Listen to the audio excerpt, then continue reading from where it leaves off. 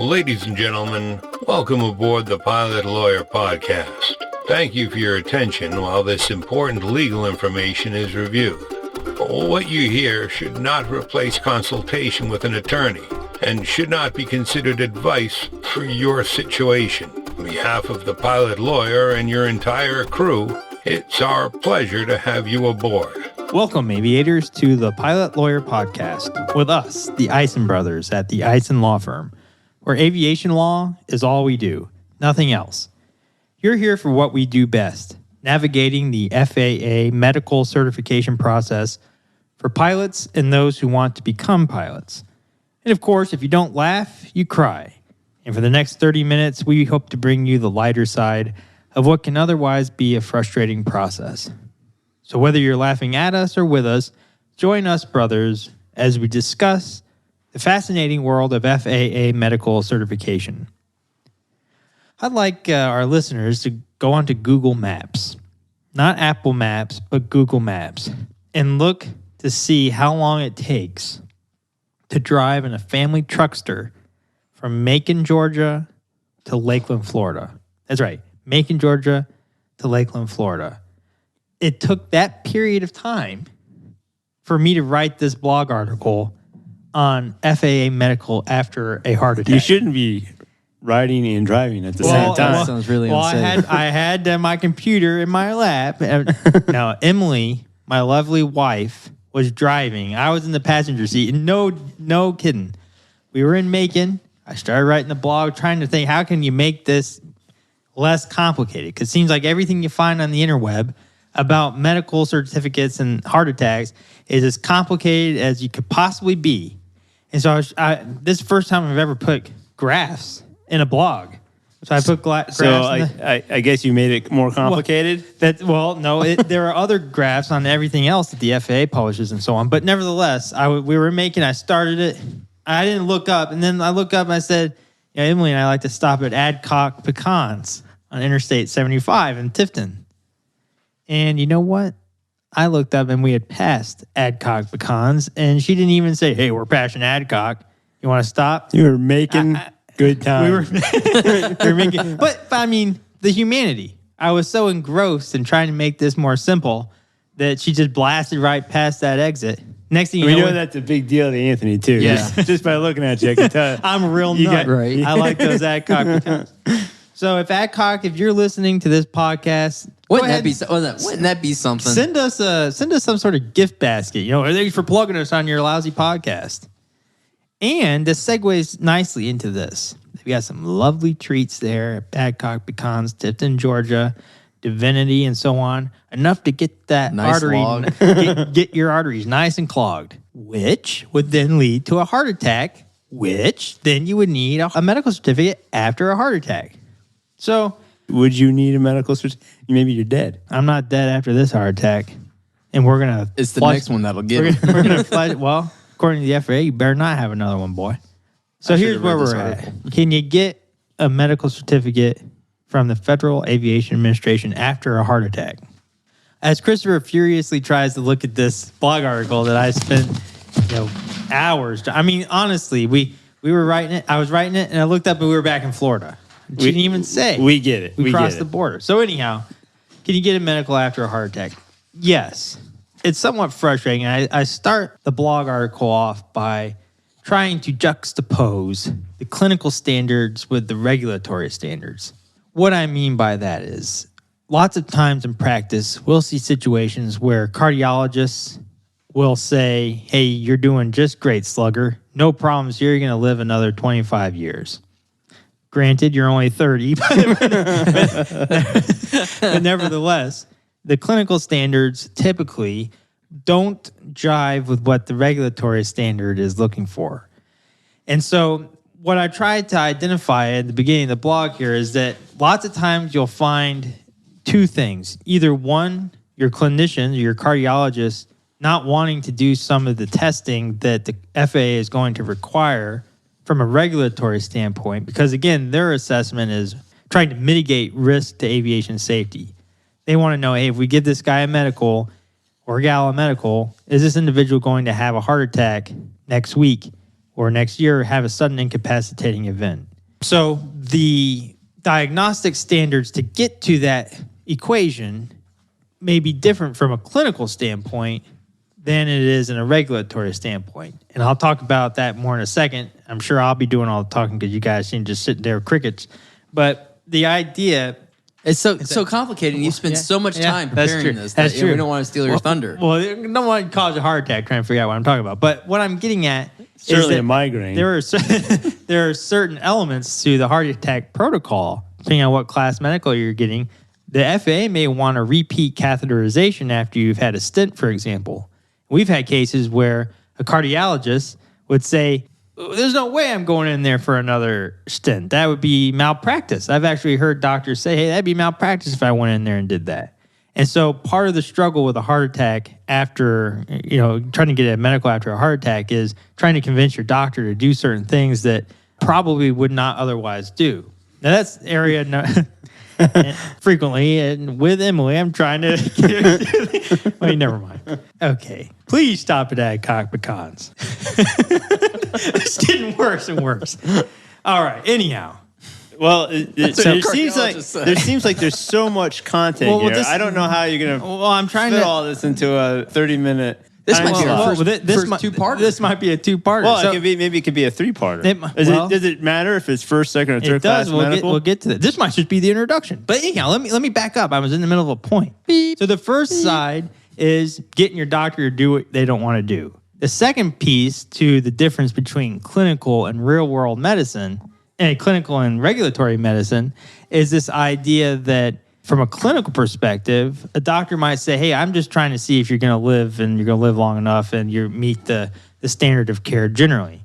From a regulatory standpoint, it's a heightened level of concern. They're trying to see not necessarily how you're doing clinically and so on and so forth. They want to know, is this person going to drop dead while they're flying? A heart attack is sort of a indication that maybe we should watch you a little closer. Seems like a reasonable thought process. Yeah. Now, there is, when you're looking at a heart attack, though, from the FAA perspective, there's sort of two thought processes that go into it. It's not just the heart attack, but you kind of have to look at them all together because there are two specifically disqualifying conditions. One is, did you have a heart attack? That's question number one. Question number two, however, is there coronary heart disease that has required treatment or, if untreated, that has been symptomatic or clinically significant? So when the FAA looks at your heart attack, it's not necessarily, oh, he's had a heart attack, great. It's also going to be, now that he's had this heart attack, let us assess the level of coronary artery disease that this individual may still have. And if there is coronary artery disease and it's been left untreated, is it symptomatic or clinically significant? Now, that's where we get into a lot of discussion between the clinical and the regulatory world, because what may be clinically significant to a practicing cardiologist may be different to the FAA. They may say, well, that is clinically significant. And that's where we get into a level of argument with the FAA as to what's clinically significant and what isn't. And of course, if you have a coronary artery disease that has required a stent or bypass, but you haven't had a heart attack, that might be an area of contention as well. So once you reveal your heart attack to the FAA, they're going to then not stop there. Oh, great, you've had a heart attack. Again, it's going to be, now let's see how your arteries are looking generally, and that you could be on the hook for not only a denial for a heart attack, but also the untreated coronary artery disease, both of which will require a special issuance. So where does that leave us at here? So essentially, you'll have to get a special issuance if you've had a heart attack. You can't go to the NTSB to appeal for a regular unrestricted medical certificate because you would have to go to the NTSB because it's a specifically disqualifying condition. The only way the NTSB is set up to look at that is to sort of ascertain whether or not you've had a heart attack or not. So if your records show that you had a heart attack, you're not going to You can't go in there and argue, well, I never had a heart attack because your records show it. Yeah. So essentially, it'd have to be the FAA is saying I had a heart attack, and there's nowhere in my records have I ever been diagnosed with having one. Have I ever had one? They're just completely Yeah, they're bonkers. Bonkers. Yeah. That's the only way you'd all win it at the said was I NTSB. had a heart of stone, not a heart attack. So in these situations, you're just going to have to play nice with the FAA to get a special work issuance. your way through the process. Now, what is a special issuance? That's a medical that's issued to the FAA, to the airman in the Federal Air Surgeon's discretion, right? So it's going to be a situation where if they feel as though you are safe and risk to aviation safety can be effectively mitigated, they will issue a medical if you continue to jump through hoops to establish ongoing mitigation to risk to aviation safety. So looking at the heart attack and how to get a medical certificate or a special issuance thereafter, I have found, in looking at the process, that there are 4 broad categories that the FAA is going to break your situation down into. Now, it's real important that the category in which you fall into, that you take careful consideration of that, because that's going to depend, everything's going to sort of depend on what category you fall into, because the FAA sort of triages what records are required, what follow-up diagnostics are required, and so on, based off those categories, and also depending on what class medical application you apply for. Are there certain timeouts or wait times that before you can even be considered for a medical, depending upon what you've had? Oh yeah, baby. Like if I had a heart attack yesterday, I wouldn't be surprised. Well, I probably looking did. at you. But if I had a heart attack yesterday, okay, I got to wait at least 6 months or 5 years, or how does that work? Yeah. So if you would have listened to what I said just a few minutes ago, it's all going to depend on what category your heart attack or situation fell into. I was listening. I was just weren't comprehending. We'll get to cognitive deficiencies in the next episode. So anyhow, depends on what category you're in, depending on what timeouts and so on that you're looking at. So category 1 is open revascularization of any coronary artery and left main artery stenting. That sounds painful. Yeah, you'll know soon. So essentially, if you've had bypass surgery, that's going to be category 1. Or if you've had a stent into the left main artery. So that's the only nuance to where a stent would fall into category 1. Here's a question. If you've had a stent in your left main artery, you're going to fall into category 1. Is there a difference between a left main artery and a right main artery? So they're talking about the left anterior don't descending artery, which is the widowmaker. Like 95% of all heart attacks come because of that artery. I'll prove them wrong on that one. Okay, so widower maker in your case. If you had a stent, what was that? What did you say? Continue. If you had a stent in the right one. Yeah, you wouldn't fall in category. You wouldn't be in category 1 if it's in the right one. It only has to be in the left one. Clever little. That's right. Clever little argument there. So category 1 is left main artery stenting. But if you go in there and you get a revascularization, open revascularization of any of them, you're in a category 1, baby. What is that? Bypass surgery. Yeah. I never know what they're doing. Okay. Yeah. So according to the FAA, though, I can break that down a bit more. So open revascularization includes coronary artery bypass grafting, on or off pump, minimally invasive procedures by incision, and robot operations. As long as I get those robot operations. Yeah. Left main coronary artery stenting carries the same risk of future cardiac events as a CABG, according to the FAA. Thus, it is treated the same for certification or qualification purposes. So I would love to see the research that they're basing all this on. I'm sure it's out there somewhere, but we don't have time.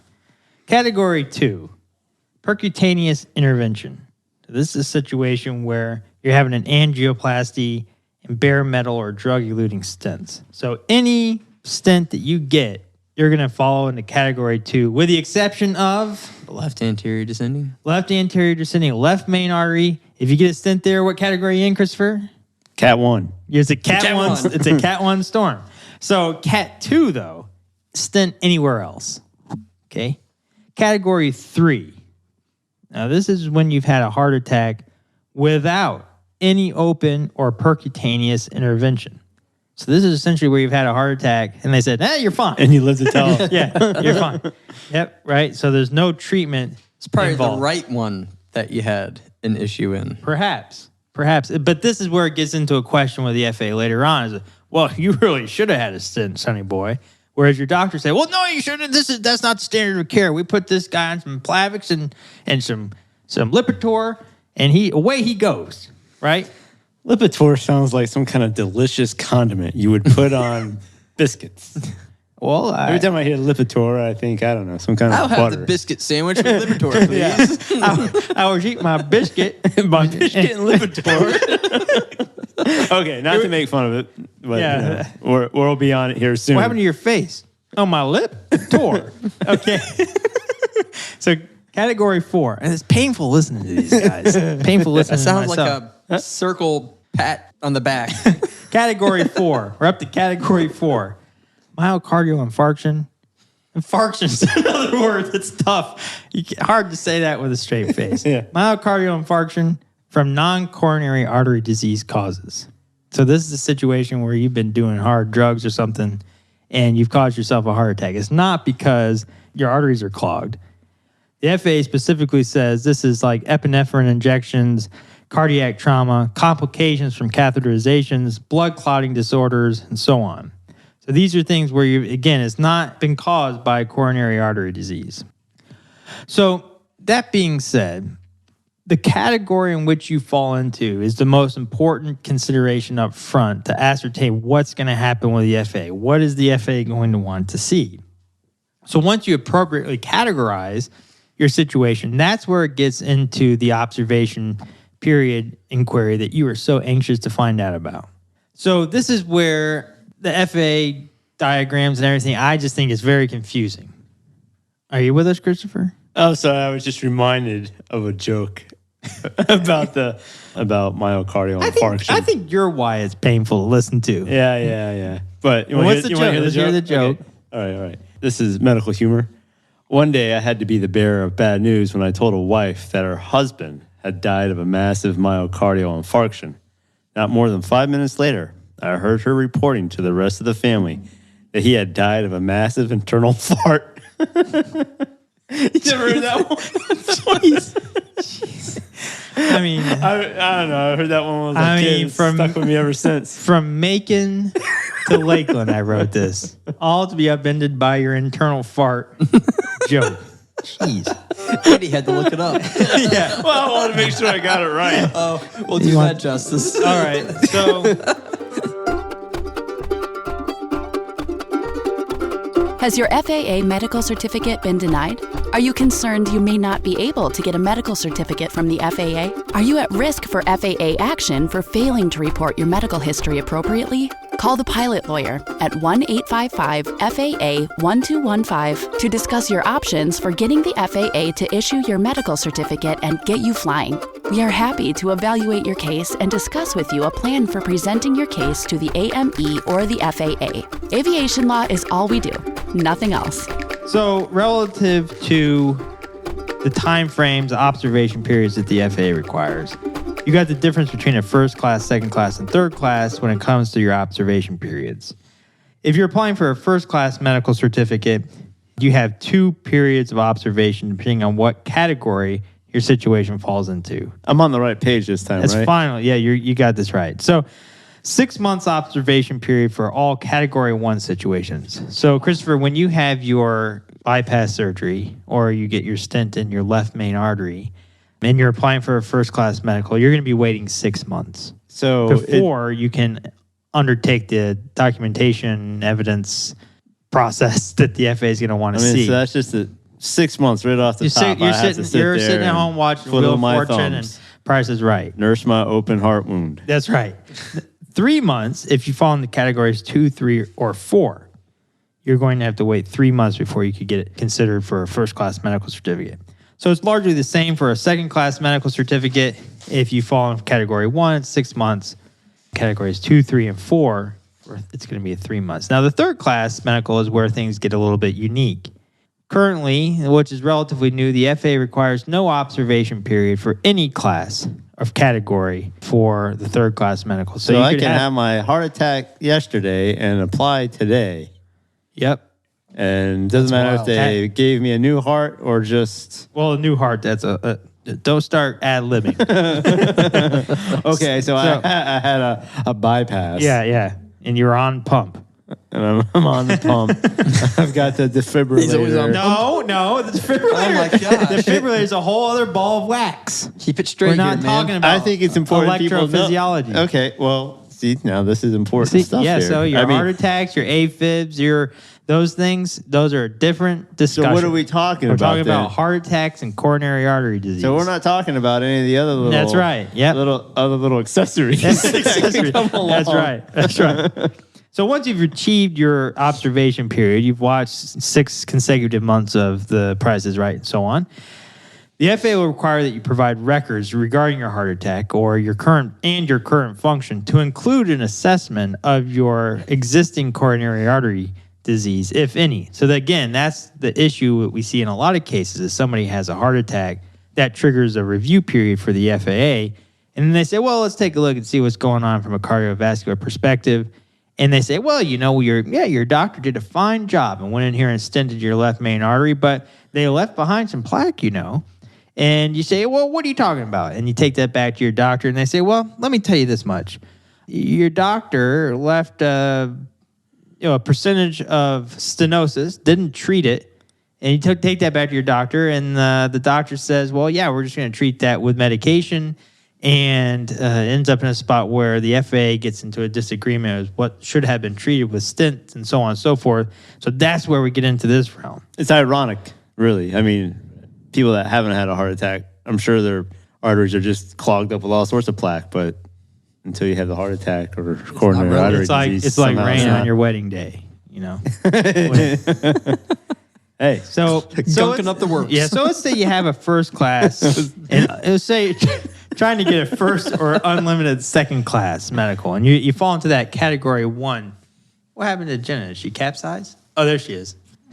I couldn't see Jenna, our receptionist. I thought she had fallen over during the bored death. All right, so first and unlimited second class medical certificates.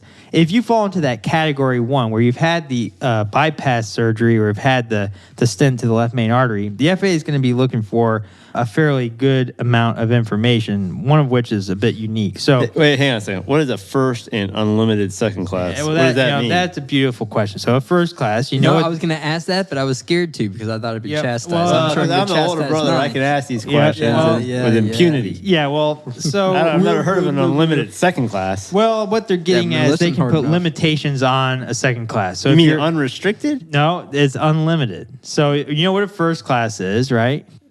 That's the only way I fly. Yeah, not really.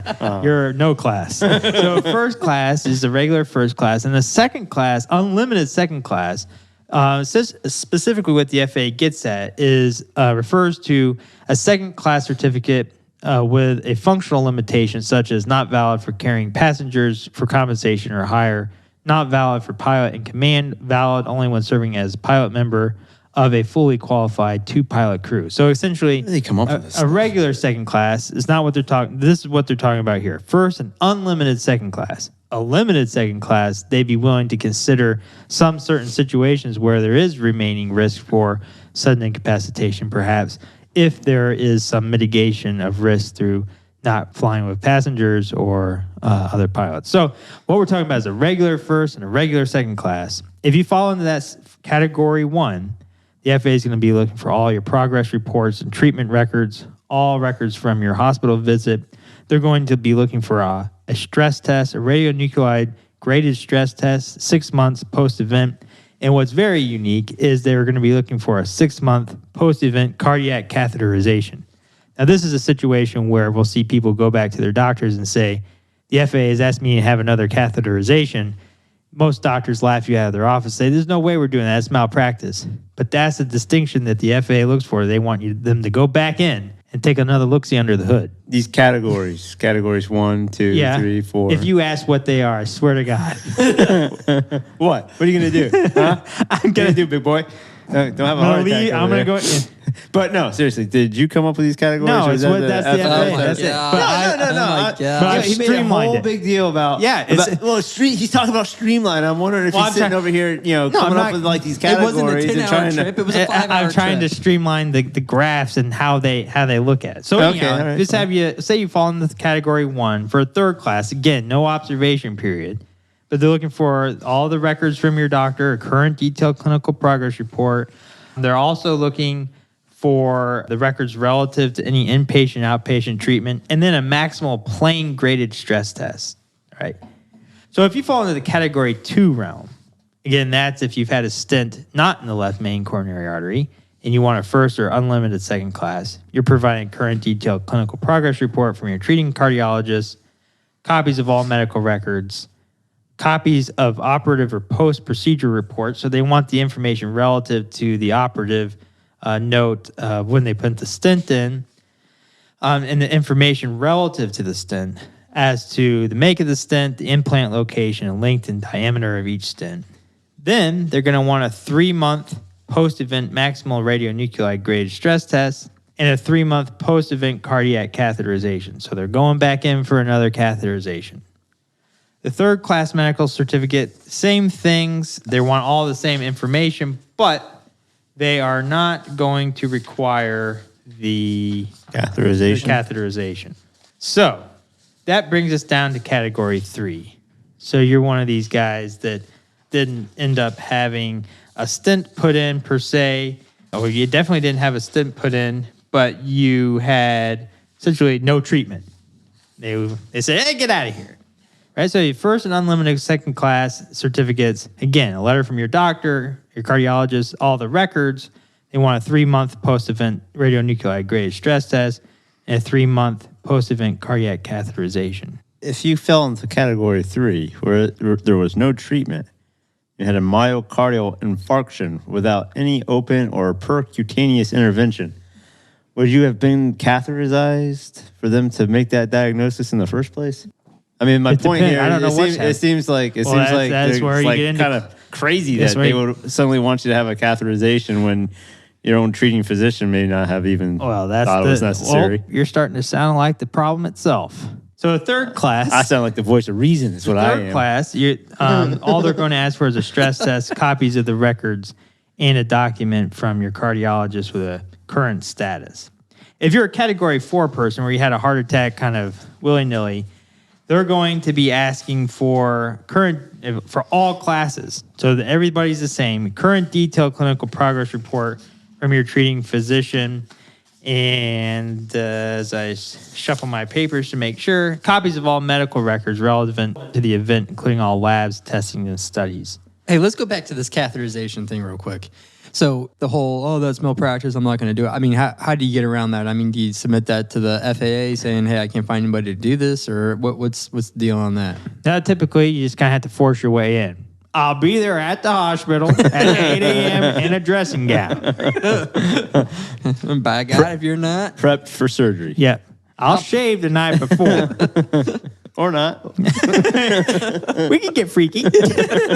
All right? So that's the problem. And so that's always something that we have to deal with.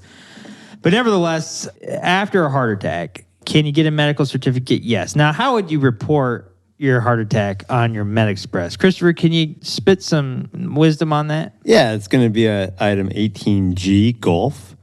On the 8500, you're going to report that you've had a history or diagnosis you've had or you presently have. Maybe you're having a heart attack as you're going through the application, but you're going to answer affirmatively yes to item 18G. You're going to report the date that this event occurred, what the diagnosis was, and then that's pretty much what you need to put on the application.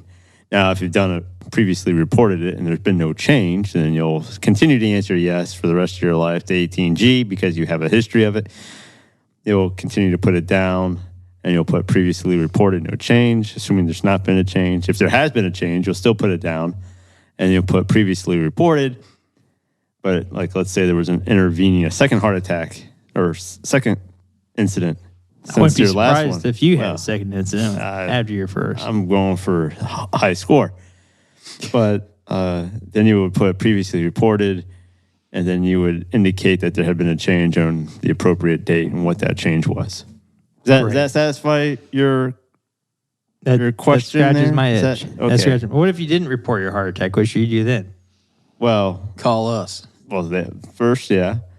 But we wouldn't advise that you just willy-nilly put it on the next application because you haven't put it on in your past applications when you should have been doing it, and then just go right in. I think you need to do an amendment before you submit the next application, seeking to amend all past relevant applications to reflect the history of heart attack at item 18G. That way, those past applications are brought into conformity so that your future application can also be submitted, and it's not necessarily kind of having that effect of an admission, if you will. It's beautiful. That ends the Ison Law Firm's amendment corner section. Yeah, amendment corner. So if you do get a stress test, let me talk about that for a second. If you have a Bruce protocol stress test, the FAA will require that your heart rate achieve no less than 85% of the calculated maximum predicted heart rate, and that you walk for a minimum of 9 minutes if you're under the age of 70, and a minimum of 6 minutes if you're over the age of 70. Now, I'll say I haven't walked 9 minutes in a long time. That being said, that is something to sort of consider. And then what are you mumbling about? Nothing. I'll also say that if you have a post-event battery of tests and it reveals that there is remaining coronary artery disease or ischemia, you should make sure that your cardiologist identifies for the FAA why that disease is not clinically significant or causing symptoms if applicable. That would help with your argument as to you not meeting the disqualifying condition of 67-111A3, 211A3, What if your 311A3. What if your treating cardiologist isn't down to be cooperative at all in this process? I ain't got time for this. I don't want to get involved in it. I don't want to put my name on something that allows you to go out and get a medical, and then you go and you have some kind of unfortunate, tragic incident. People are hurt or worse.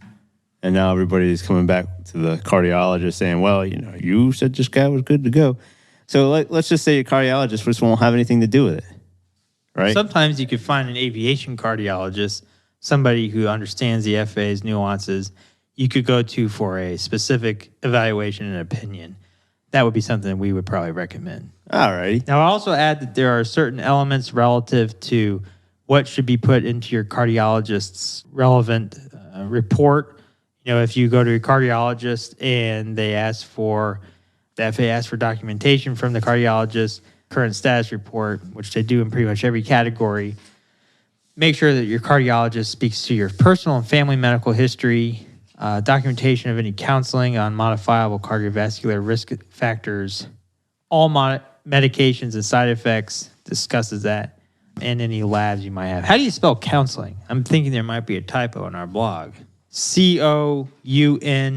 I think it's just one a double L. L Single L. I sold myself one too many L's. Maybe you hit a speed bump.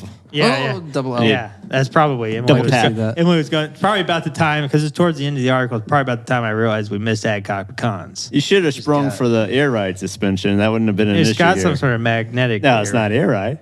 Well, I can't. I can't afford. You know what? I gave you a hard time, maybe in private on this. I'm not doing anything in private with you. But it's a very well thought out, coherent article. Well, as I ride high on this blaze of enthusiasm from Christopher, let's go ahead and crash land this bad boy. Got any following thoughts other than wild applause and praise for my work? Just because you have a history of heart attack doesn't mean necessarily that you're never going to get a medical again. It definitely is something that you need to report on your applications. A lot of people will probably say, oh, I'm not going to tell the FAA about that because they're never going to give me a medical. Well, you're cruising for a bruise in there. If they ever do find out about it, however it is they may find out, now you're looking at having your certificates revoked. And you're still going to have to go through this whole process. So it's better to be honest and forthright, get that out there, and then get the paperwork in order so that way you can show to them that you meet their little matrix, their little categories. Their fancy little regulations. Clever little regulations. So that way you can keep doing what you do. Well, I think we've butchered another one. Agreed. Well, you've logged another uneventful half hour listening to the It's got to be more than that by this point. By the time we splice in all the outtakes and intakes. You've logged another uneventful half hour plus listening to the Pilot Lawyer podcast. And even though our health insurance cringes every time we make an appointment with our cardiologists, we are the Ison Brothers of the Ison Law Firm. See, the idea is that we're ticking time bombs. We'll see you next time.